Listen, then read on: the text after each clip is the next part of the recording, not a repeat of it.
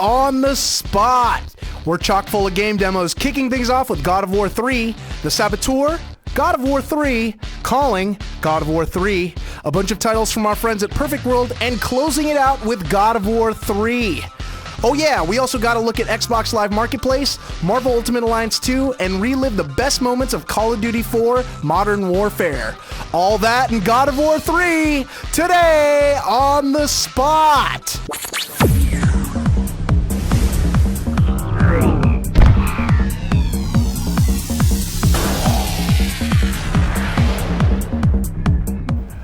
Welcome everybody to another episode of Today on the Spot. It is Thursday, November 5th. I'm your host, Chris Waters, here with all sorts of gaming goodness as per usual. And my man, Lark Anderson, is joining us right over here. Lark, how's it going there? Don't have time, Chris. I am playing some God of War. Do you not see this? Getting my Kratos on. Okay, there it is. Yep, you're heck of dudes apart. You're pressing X to jump and XX to double jump. Yes. I'm gonna write a heartbeat. So Lark's playing the God of War 3 demo, which is probably not going to bode well for his contributions to the show verbally. But he's going to, kill things. That'll be his contribution. And we've got plenty of other stuff to show you today, folks. We have a demo for the Saboteur, as well as a world exclusive from Hudson Soft, and a whole bunch of other good stuff you're going to want to stay tuned for. But first, as always, we're going to throw over to Tor Thorson and the news desk for the latest headlines. Hey everyone, it's your GameSpot news update for Thursday, November 5th. I'm Tor Thorson. Though Assassin's Creed 2 isn't due out for 2 more weeks, Ubisoft is already teasing the next installment in the time-traveling, throat-slitting action platformer series.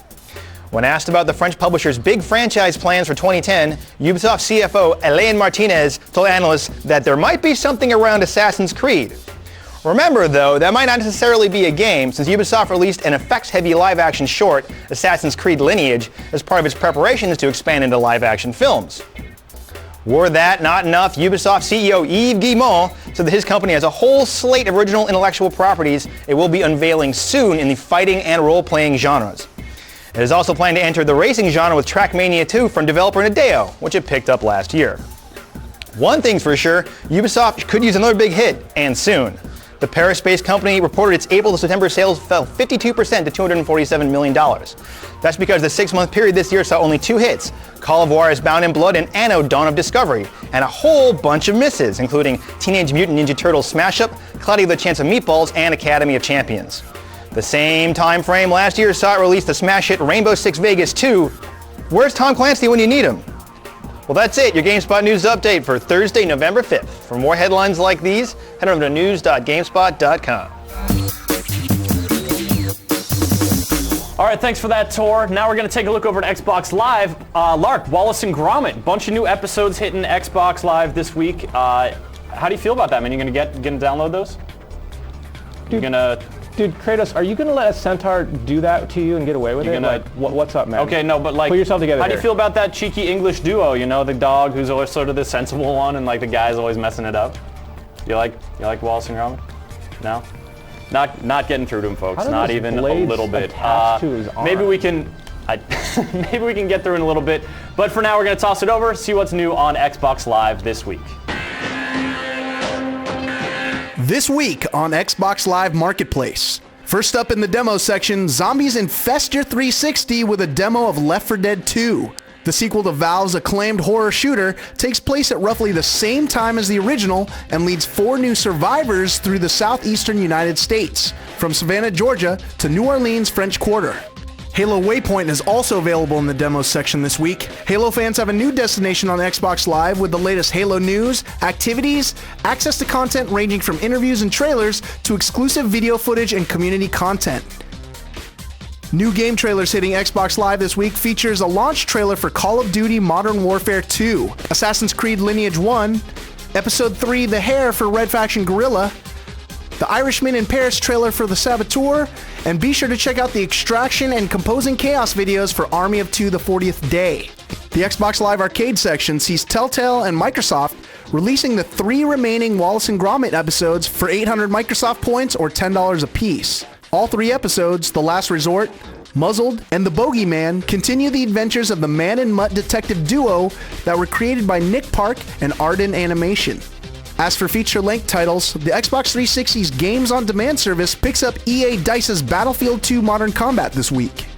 Having debuted to positive reviews in 2006, the contemporary military shooter is available for $19.99. In the game add-on section, Brutal Legend gets 2 new maps to add to its live experience with the Tears of the Hexadon map pack. And Rock Band welcomes 4 new Foo Fighters songs with the Foo Fighters Pack 3 for 560 Microsoft points. Closing out this week's update is the indie game section with games like Lodestar 1000, They Came From the Ground, Tiger Storm, SFG Soccer, and Frequency, among others. That's all the time we have. Be sure to tune in every Thursday when we bring you the latest updates this week on Xbox Live. All right, folks. So next up, we have the demo for the Saboteur, and as you may know from the Tuesday show, we took some questions about the mag demo we had there. So we're going to questions again because I'm not getting a lot of, back and forth over here from Mr. Kratos. My buddy Ol Wahlberg is chiming in again with a question about the Saboteur. How much landscape outside of Paris do we get to see in the game? My man, I got the answer for you here. It's I got these papers here. I'm gonna pull this out real quick. I think it's actually so the game was originally going to be set kind of all around France, but they decided to really just kind of focus on Paris. Although you do get some French countryside and some of the Le Havre from the north and some Saarbrücken on the east on the German border. Really? Yeah. Well, there you have it, Ol Wahlberg. There's the answer to your question. Thanks for chiming in, Lark. No problem. Much appreciated. All right, and then let's go ahead to the demo right now and see what's up with the Saboteur.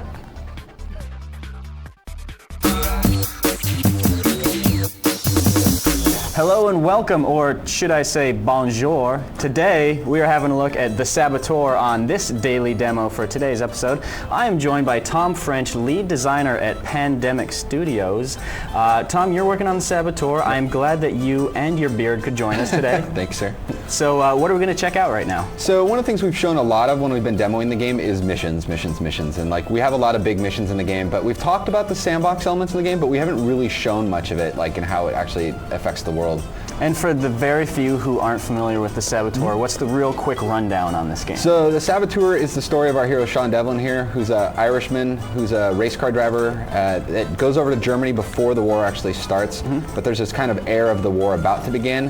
And he goes for a race, and after the race, his best friend gets killed by this guy Dierker, and it sets Sean off on a vengeance quest for the rest of the game. And he escapes into Paris and basically spends most of the game trying to hunt down and kill Dierker.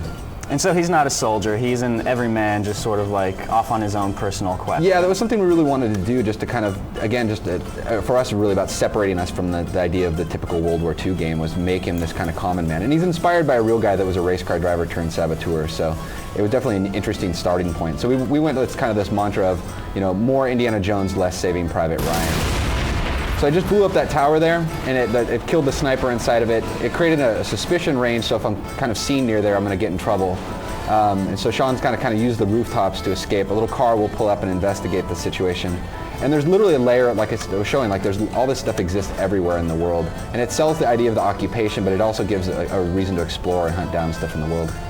In some of the earlier areas, there's things like exploding barrels next to them, which you can use to take them out a little bit quicker than you usually would. Normally you're running around planting explosives on it like I did the one a minute ago. And they're not always combat centric. A lot of them aren't. Oops, I've pushed the alarms up already. Oh, they're mad now. They're mad. So like you're mentioning, Sean's not a soldier, right? So I've got there's a lot of drift on the scope here, but there's what we can call perks, which is actually something I'll show you in a second here, that is about the idea of improving Sean's skills based on the way the player wants to play the game. So I found another collectible thing. It's this supply crate with contraband in it. Sometimes they'll have gear in them, so you can get some freebie weapons from them. Or like I could have climbed up this tower here and taken that guy's sniper rifle. So it is another way you can kind of stock up on supplies even in the world as well. And contraband, you were telling me, is the sort of currency in the game, right? It's where you buy stuff on the black market? Yeah, so money was basically worthless during the war, and so we wanted definitely that fantasy in the game. And so you go to take that stuff to the black market and use that to get better gear for yourself. But it's not just for Sean. You can actually use it to upgrade the actual resistance themselves. Get the resistance better guns, get them better supplies so that they can, come in with leather jackets so they can take a few more bullets as they're fighting alongside of you. So now I'm up on the roof here, and like I was mentioning, that drift on that scope was killing me. So Sean's not a great soldier, but these guys are down here looking, so we'll shoot them. So now I got another perk. Okay. So if I hit the thing, it'll bring up what the perk does, and there's like 3 layers of all these different types of perks, and there's a lot of them in the game, and they get progressively much harder as you actually play through the game itself. What other sort of perks can we expect to see? So there's definitely some related to different types of sabotage. There's different vehicle stuff. There's there's a lot of different weapons type stuff in the game. So it's really, there's a lot of a variety to the different types of stuff you can do, and it's really based off of the different mechanics and tools we have in the game for the player. So I got yet another perk. So I reduced the recoil because I got some on like machine guns and things like that. So it is really about Sean becoming more of this action character as you play through the game. So there's a good little spot off the roof here. And so like I was mentioning the idea of the resistance, you're not always just upgrading Sean. And the reason you want to upgrade the resistance is you can actually use them as a bit of a tool. Like if I wanted to get out of here, I've brought in a lot of heat behind me here. So what I can do is we can call in for some resistance backup, have them come in. A little blue dot will show up on the map with a car full of resistance fighters. There they come. Oh, hey. Oh, and some heavy reinforcements. We shoot the fuel tanks on that thing.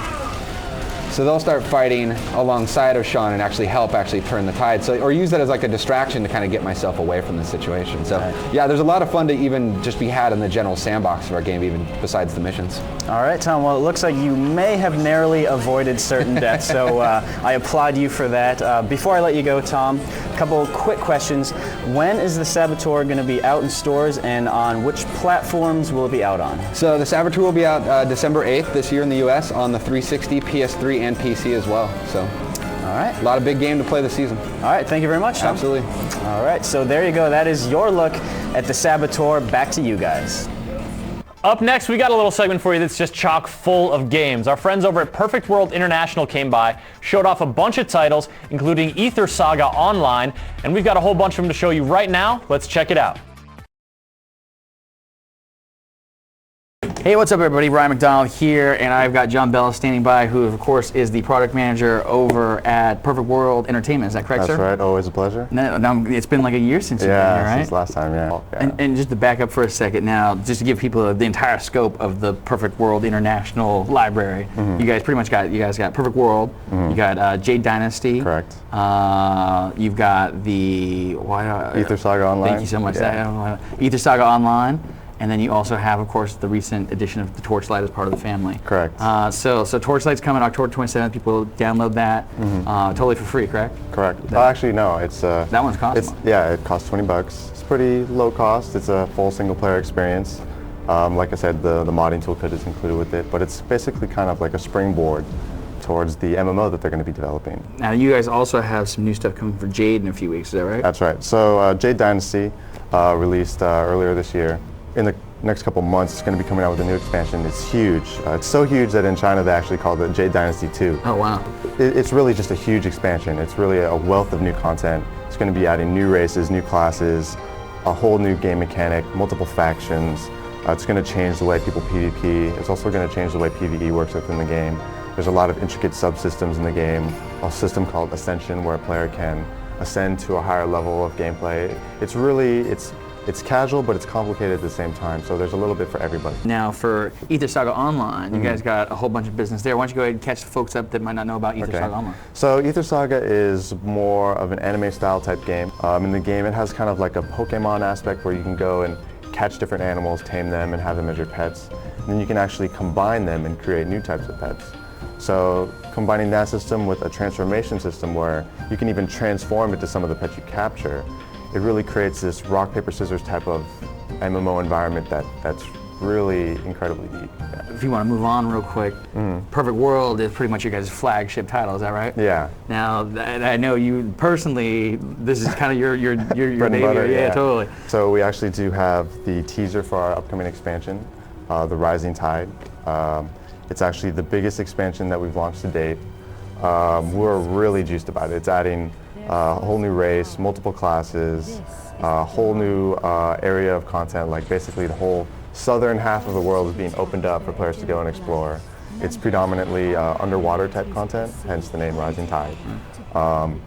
There's a real crazy story revolving around it in the new race, so players are encouraged to either go and adventure into this new area, check out all the new content, or re-roll as this new race, which is basically trying to survive or resurface after years of persecution and being kind of like held under the currents of the ocean. So before we continue actually get going here, you guys have brought us a little trivia prize to give away. I hope you're going to give me a trivia question before you leave, so I can make sure to give the folks a good one. But if you want to get yourself one of these awesome statues for Perfect World, by all means, stick around to the end of the show and see if I can hold it up a little bit without breaking it. Stick around to the end of the show, and you might be able to get a chance to win this. So thank you so much. Oh my, are you like grabbing and stabbing that harpy? What? You have wings? There's a lot. Oh, you're dead. Now that Lark's dead, it gives me a good chance to segue to our next bit, which is about Modern Warfare 2, folks. I mean, who isn't excited for this game? It's coming out next week. We're super amped around the office, and we've been checking out Call of Duty 4 Modern Warfare, reliving some of the best moments from that. To that end, and to get you more excited for next week, we put together a clip of the best moments from Modern Warfare, and we're going to show that to you right now. Enjoy. When Call of Duty 4 Modern Warfare first came out, it took the first-person shooter community by storm. Jump for it!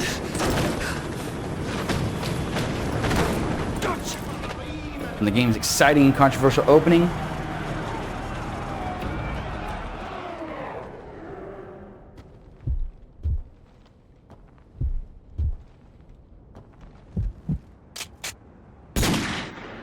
to the moment you realize you get to shoot enemies from a C-130 plane. I see lots of little pieces down there. You got them. Clear to engage enemy personnel. Right there, tracking. To the moment you crawl out of a crashed helicopter and witness the aftermath of a nuclear explosion.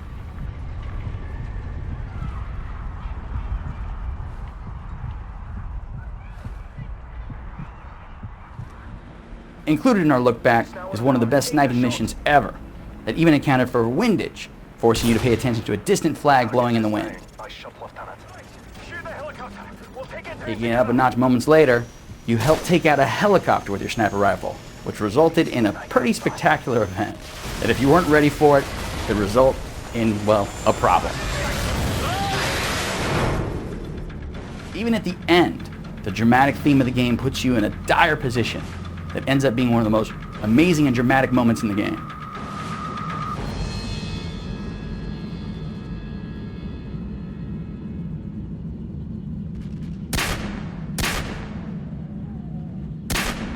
But it wasn't even over. Infinity Ward gave us one more mission, put us in an awesome scenario of rescuing a VIP hostage from an airborne jet. Needless to say, Modern Warfare gave us a ton of unforgettable moments. And if you've never played it, you should. For those of us that have, here's looking forward to next week. Lark. Dude, Lark, this is Dude, do you not see what's going on right here? No, we talked about this. Pull your weight. This is your toss. Do it. All right, man. So yeah, we got another exclusive clip going on. It's Marvel Ultimate Alliance 2, a new character reveal. So why don't we just go check that out right now? Yeah, nice work. Yeah, thanks, man. This week, we got one last look at the upcoming downloadable content for Activision and Vicarious Vision's Hero Rumbler Marvel Ultimate Alliance 2 for the PlayStation 3 and Xbox 360. This week's spotlight is on the biggest bad of the bunch on the DLC, Magneto, the Master of Magnetism, who rounds out the DLC roster of characters, which includes Psylocke, Carnage, Cable, and Black Panther, as well as new simulator missions. Magneto comes packing an alternate costume, which is awarded you when you clear a specific simulator mission, and of course, devastating magnetic attacks. You can use the supervillain to help you clear the campaign modes or give you some added muscle for the new sim missions, which lay on the challenge. We tried two missions, Escort Duty and Overload. Escort Duty has you protecting a robot as it walks through a hazard-filled complex. Overload is a boss fight against Magneto himself. If you manage to clear Overload, you'll not only get the satisfaction of saying you beat one of the most powerful mutants on the planet, but you'll also get the slick red alternate costume. If you're up for the challenge and want a new batch of trophies and achievements, look for the DLC, which is set to hit this week. So What are you doing, Chris? I just get some health. I'm good at this game. Don't worry about it. Yeah. What are you dodging from? I'm just getting, finding my way. I'm trying to dodge. You're doing it wrong, man. Dude, watch this. I'm gonna murder someone real cool soon. It'll be wicked. Okay, cool. okay. You know what we're gonna do right now? We're just gonna go ahead and toss it to this exclusive demo of Hudson's new game, Calling, and I'm gonna take this back from this dude because he's doing it bad. He's just not. He's not there, man. Just give me that. This is how you do it.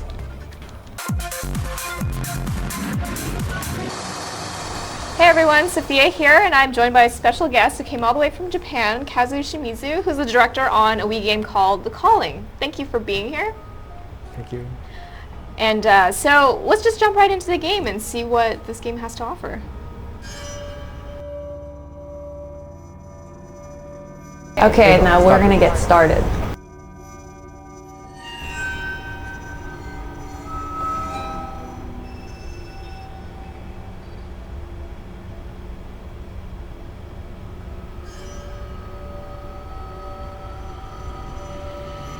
So what is the premise of this game?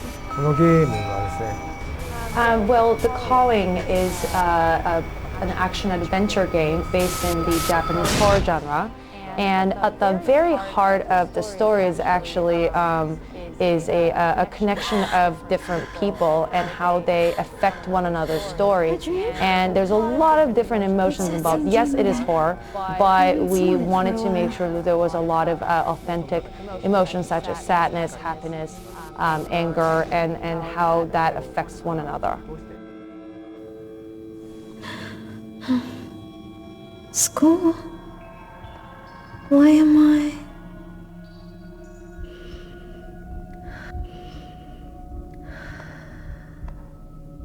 Could you go over the controls and tell us how it works? はい。コーリングの中でプレイヤーがする操作。 So maneuvering of your player in this game is pretty simple. It consists of pointing with your remote and moving your character with your nunchuck. Whenever you point your cursor to the actionable area, as you saw earlier, you see the blue magnifying glass show up. That's when you can investigate further and see what action you can take. It seems like there is a cell phone ringing somewhere, so we're going to go check it out.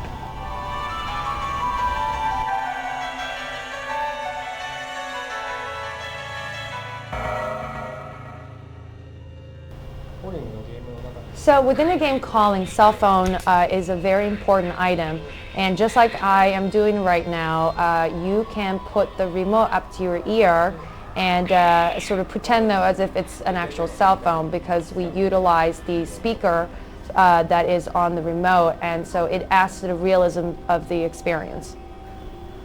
So what is happening right now? Are we looking for something or someone?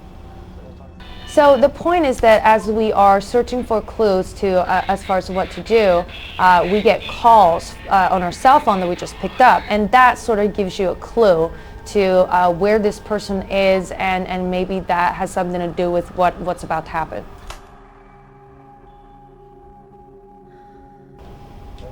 So it seems like there's this kind of mysterious blue glow about this door, so we're going to check it out inside.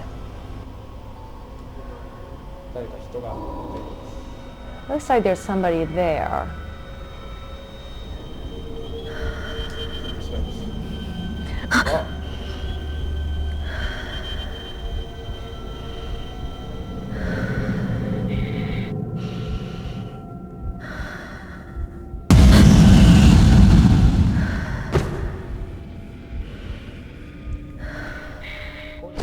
So this is what we like to call the observation mode. Whenever you sense a presence of something, this blue eye icon shows up, and that means that you're supposed to look around and see what is out there. Wow, that is creepy.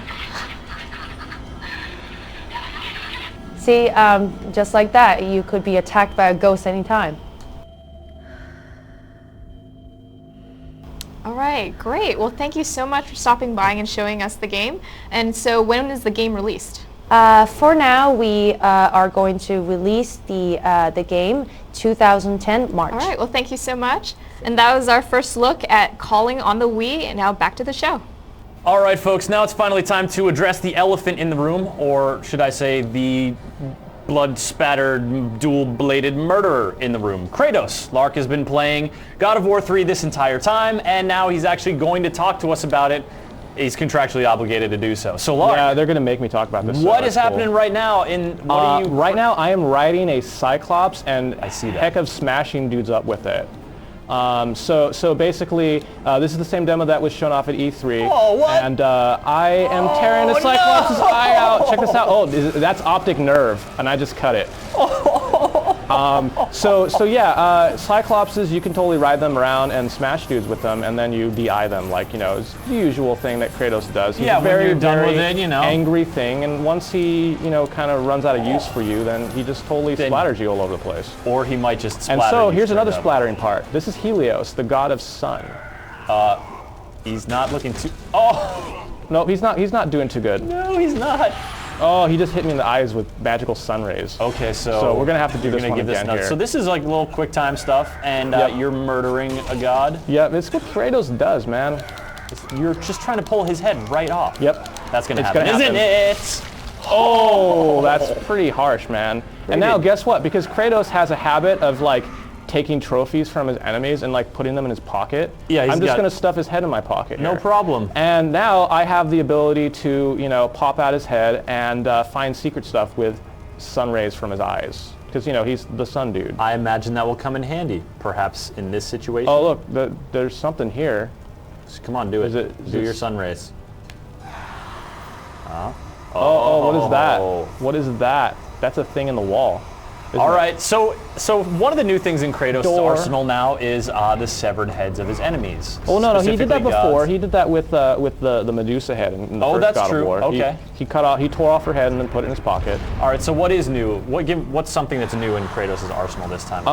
Well, I'm pretty sure that the eye, of course, the head and the way you use it is new. Right. I just totally blinded these guys with it also. And hit now them with magical sun rays. The better to murder them. Mm-hmm. And then I can also do a new cool move where I just grab one guy and then use him as a battering ram and then smash some dudes. Or just smash him into the wall. That looks fun, actually. Yeah. I like that one. It's obviously more brutal because, it's high definition. Yes. And it's like, like we saw with the Cyclops. I mean, you DI'd them before and it wasn't that big of a deal. But once you can see that in, full, 720p glory or higher, then you can just totally see crazy stuff like the optic nerve. Yeah, that was pretty gory, but that of course is one of the best parts of God of War 3. Oh yeah, and so this right here is just the ending of the demo where it actually becomes sort of a third-person like flight thing where I'm flying with Icarus's wings. You've got wings,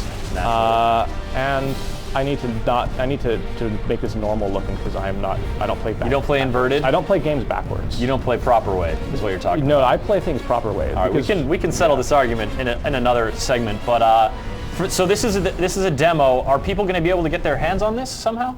It will be available to the public pretty soon. I know that is for sure being part of District 9. They announced that if you buy that on Blu-ray, you'll get a sweet demo of God of War because the two things are very similar. Nice, tied those in together. But and I'm pretty sure that it's available in other ways too. But I'm not exactly 100% on that. Well, all right, man. Thanks for showing off some of this action and for actually chiming in and telling us about it. Contractually obligated. Contractually obligated. Way to fulfill those obligations. God of War 3 coming out next year? Yes, it's coming out in March, I believe, next year. And that demo hopefully hitting your home soon, folks. All right, folks, we're going to head into some trivia now and give you some cool stuff. The first one up on the list is this thing here, a shooting watch. Are you kidding me with this? Dude, I'm just trying to get comfortable here, man. Playing some God of I thought War. you were done with this demo. I started it again. I mean, I disemboweled a centaur, and then I just punched a chimera to death with gloves that look like lion's heads. Why would I stop? You make a fair point, but we need to get on with the show here. Thank you, and we're giving away trivia stuff. So we got this shooting watch here, courtesy of Hudson. This little jobber is like a little timer, a little watch timer. It's got some buttons on it, and the challenge is to press the buttons as fast as you can, get as many hits in the space of a second, a minute, whatever you choose. One guy, this dude, Master Higgins, hit these buttons 16 times in 1 second. That's crazy. See if you can beat it by answering this question and getting yourself a shooting watch. What is Master Higgins' real name? That's a question that'll get you this guy. Our second piece of trivia and giveaway is for The Calling, the demo we had earlier. Check out this t-shirt that this fella's wearing. That's what we're giving you. Not literally the t-shirt that he is on his back, but you know, that t-shirt. And if you want that, all you gotta answer is this following question. When is The Calling set to be released? All right, and so for our third question, we're gonna give away this cool, like, God of War meets Thundercats statue here of this tiger dude from Perfect World. So for this awesome statue, what day was Torchlight released? Just go ahead and send us an email at onthespot@gamespot.com or submit your answer through the quick trivia button on the side of the screen. And that's gonna about do it for us today here, folks, for today on the spot. My buddy Lark here seems to have slipped into a near catatonic state, and it's not so much that I don't want to push his legs off as that I think I will actually injure him or possibly cause some sort of psychological damage. Like when you wake up a sleepwalker. I don't know. I'm just going to play it safe. So, be sure to tune in on Saturday for another episode of Today on the Spot. We got more gaming goodness to fill your weekend with. And for everyone on the crew here, I'm Chris Waters. We're just have a great week, folks. I don't.